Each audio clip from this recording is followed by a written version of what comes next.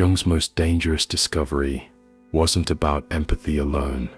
It was about why empaths leave without warning and never return, and what this sudden vanishing reveals about the hidden psychological mechanisms that most people never understand.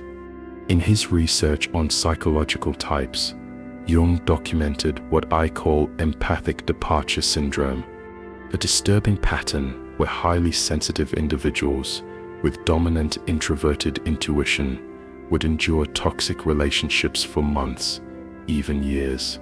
They showed infinite patience, infinite accommodation, and then they disappeared completely. No explanation, no possibility of return. Jung called this phenomenon dangerous because these empaths possessed what he described as unconscious boundary systems, defenses that operated far below conscious awareness.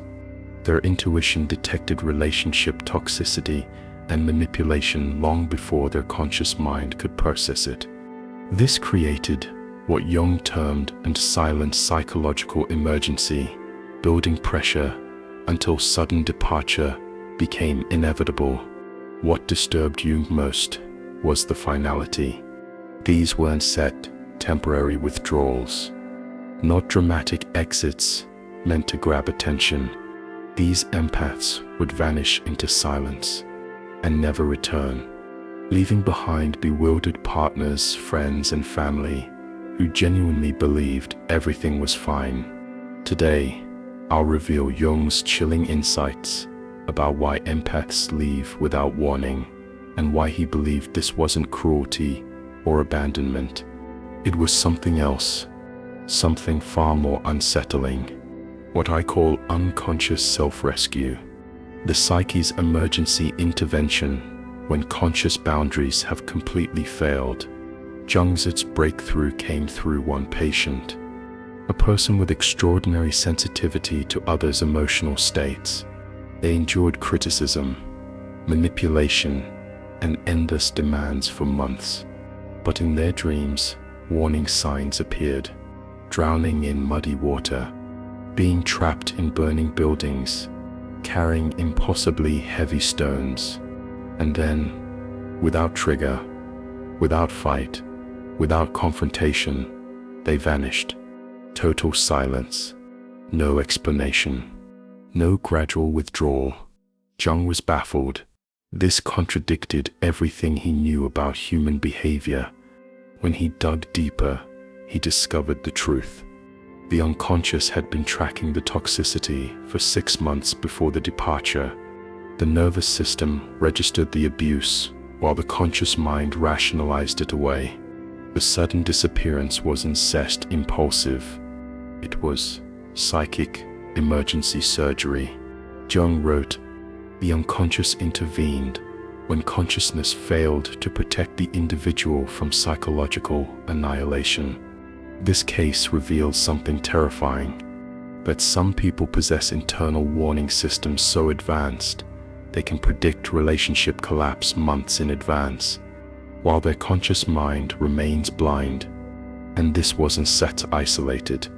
Jung began documenting similar patterns across multiple patients. This led to his theory of what I call empathic overwhelm, a condition where sensitivity becomes a liability without proper boundaries. He discovered that highly sensitive individuals possess intuitive toxicity detection.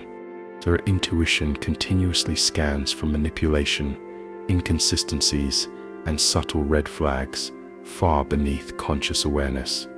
Thousands of signals, a tone change, a facial twitch, a subtle energy shift, all dismissed consciously as paranoia, but the unconscious records everything, and it builds pressure. Jung documented 3 chilling phases of this unconscious warning system. Phase 1, silent alarm. The intuition detects toxicity. The conscious mind explains it away. Dreams turn darker, more chaotic. Phase 2, psychological pressure. The unconscious builds departure energy, a compulsion to escape. Meanwhile, The conscious mind keeps accommodating. Phase 3. Emergency override. The unconscious seizes control.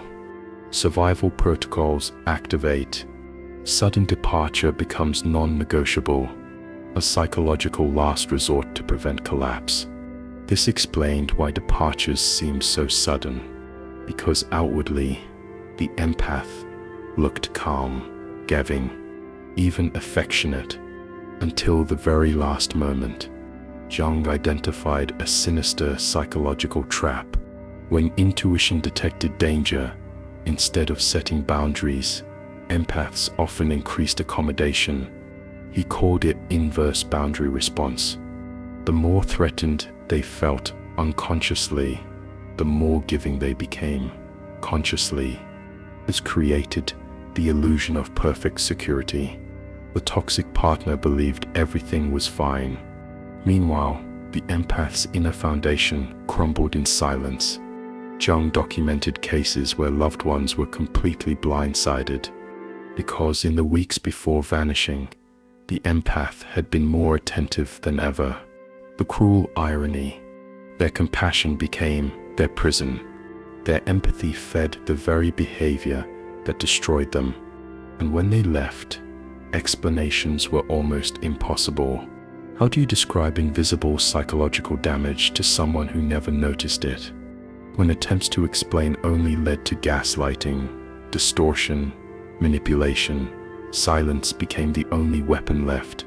Jung even categorized 4 chilling vanish patterns: the phantom vanish, total disappearance, no warning signs, no return; the gradual fade, conversations shorten, responses delay, emotional warmth drains away, then nothing; the boundary explosion, months of patience shattered by one minor incident that ignites rigid walls. Departure follows swiftly after. The silent protection, a strategic exit planned quietly, notes left vague, no details for manipulation. Yet all 4 had one thing in common: once gone, they never returned. No negotiation, no reconciliation. Jung's final and most chilling discovery was why return is impossible. Because once the unconscious executes protective departure, any attempt to go back triggers collapse, panic attacks, depression, what I call psychic recoil. The body itself rejects re-entry. The door, once closed, can never be opened again. Their unconscious had already made the decision. The relationship was classified as psychologically lethal, and once marked, there would be no return. Jung identified 3 barriers that made re-entry impossible. Barrier 1: unconscious protection protocols. The same psychological mechanism that forced departure also prevents return. Jung saw this as an evolutionary survival instinct. Once the psyche identifies a threat to survival, it locks the door permanently. The unconscious maintains vigilance, scanning for re-exposure. Barrier 2: transformation. During absence, empaths undergo rapid change. The unconscious uses the silence to restore what was lost: energy, clarity, emotional strength. It forges stronger boundaries. Returning would mean abandoning this hard-won growth. It would mean self-betrayal. Barrier 3: reality recognition. Distance restores vision. Jung called this clarity restoration. Patterns once invisible, the subtle manipulations, the gaslighting, the quiet erosion of self, become blindingly obvious. To return would feel like conscious self-harm. Jung concluded these departures were not simple exits. They were transformations, psychological molting. The empath sheds their old skin, the skin of endless accommodation, because to survive, they must. To return would be to crawl back into dead flesh that no longer fits. But Jung didn't stop with the horror of departure. He searched for ways to prevent crisis, to give empaths conscious tools before the unconscious was forced to take over. Intuitive signal recognition. Jung taught empaths to notice correlations between dreams, physical sensations, and relationship dynamics.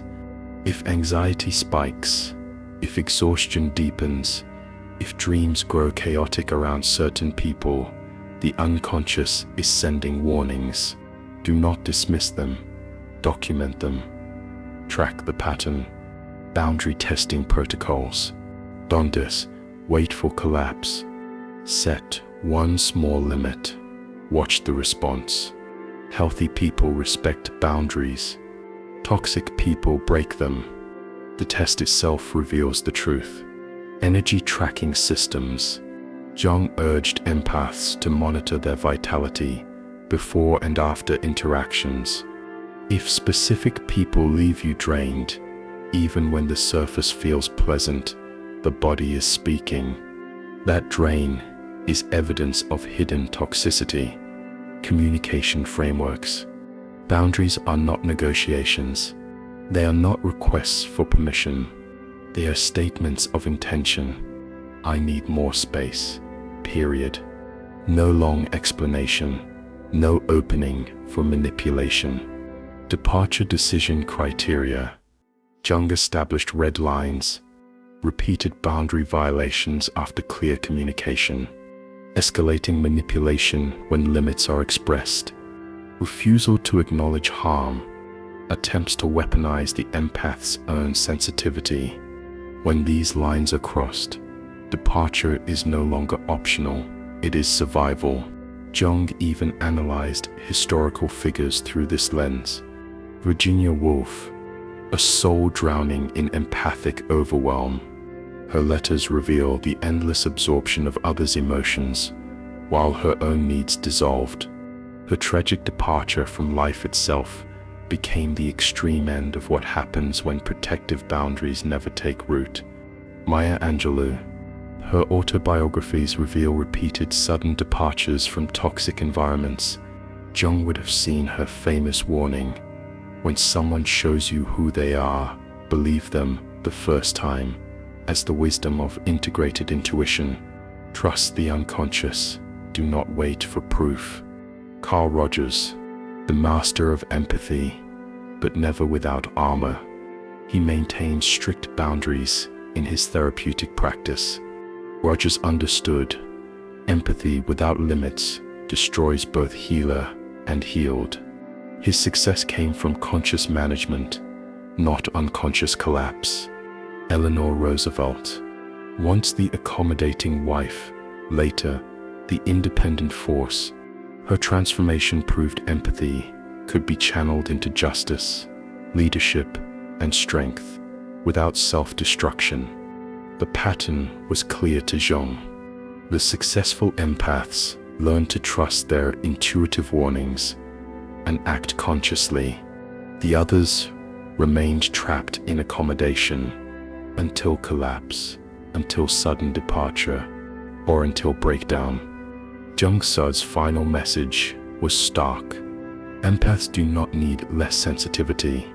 They need environments and people who treat their sensitivity as strength, not weakness.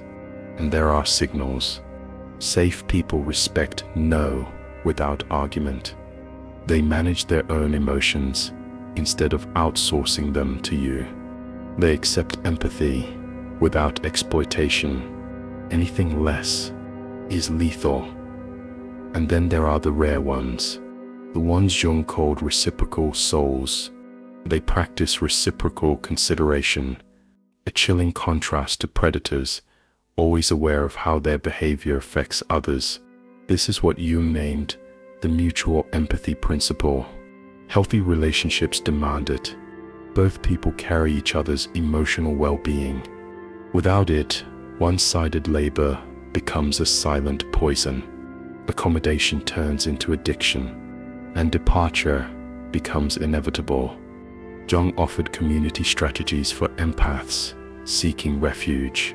creative circles where sensitivity fuels art instead of exploitation, therapeutic professions where empathy has clear boundaries and purpose, communities of growth, not dependency, where consciousness is valued more than control, and what he called growth partnerships, where honesty and mutual respect are the foundation. But he also issued a terrifying warning: empathic predators, hunters of sensitivity. They arrive quickly with tragic stories, designed to trigger rescue. They violate small boundaries, then apologize profusely.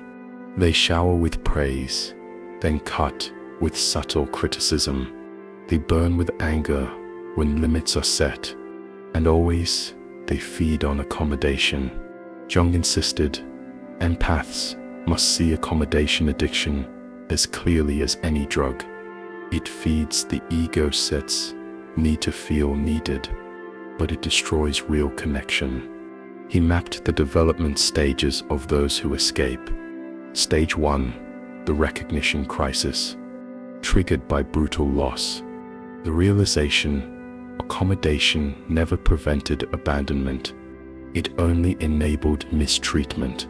Stage 2, boundary experimentation, small limits, trembling courage, guilt like chains.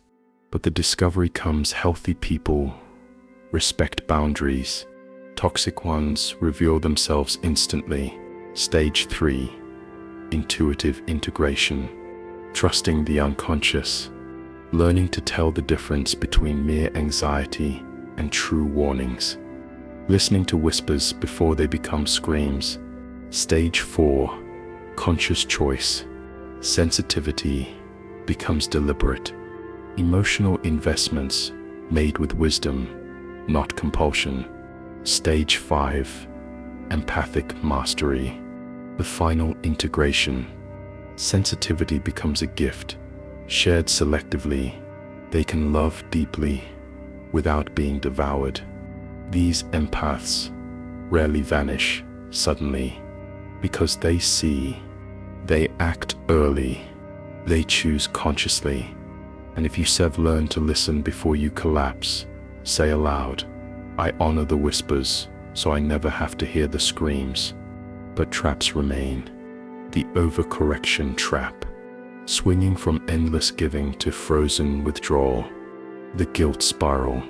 Boundaries provoke manipulation. Toxic people weaponize compassion against the empath. The explanation addiction, believing every boundary requires permission, justification, endless defense. But boundaries are not requests, they are declarations. The isolation overreaction, cutting everyone off instead of learning to discern who is safe and who is not. To survive, Jung prescribed maintenance rituals, solitude for emotional processing, creativity as a channel for sensitivity, relationships only with the emotionally mature, and boundary practice, small limits, reinforced consistently to build strength for larger ones. He saw empaths as evolutionary pioneers. When they set boundaries, they reshaped the landscape of human connection. Their sudden departures, though painful, serve what Jung called a collective teaching function.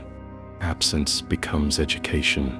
The empath's silence exposes the one-sided nature of a relationship more brutally than words ever could. Sometimes this shock awakens growth.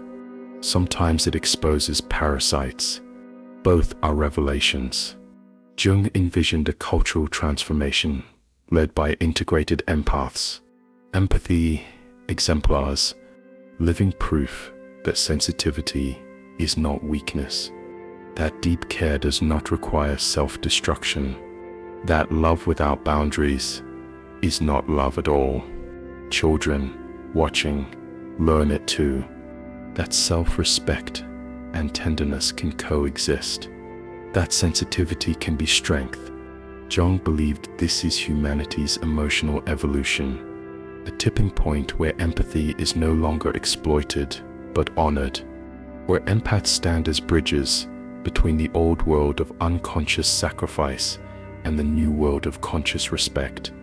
And here lies the choice: remain trapped in the cycle of endless accommodation, followed by sudden disappearance, or step into conscious boundaries. Your sensitivity is not your curse.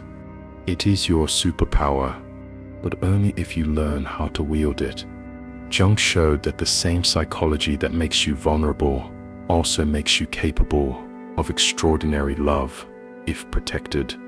So decide, will you vanish unconsciously, or will you rise consciously?